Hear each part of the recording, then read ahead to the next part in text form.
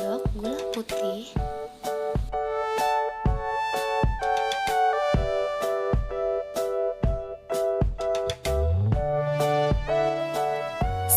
buah tomat,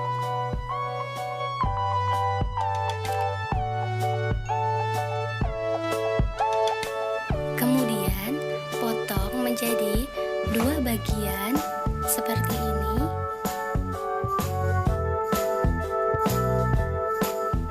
Usahakan tomat yang dipakai adalah tomat yang segar, karena tomat yang segar mengandung vitamin C yang sangat banyak dan sangat baik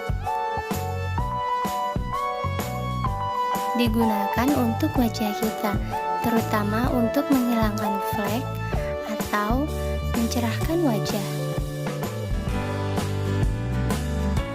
Dan aduk hingga merata.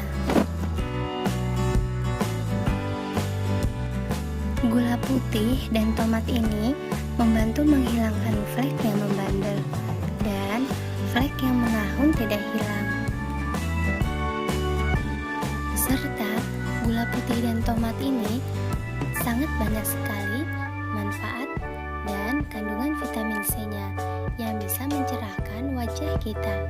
Cukup gunakan di wajah dan lakukan 2 kali sampai 3 kali dalam 1 minggu, maka akan terlihat hasilnya.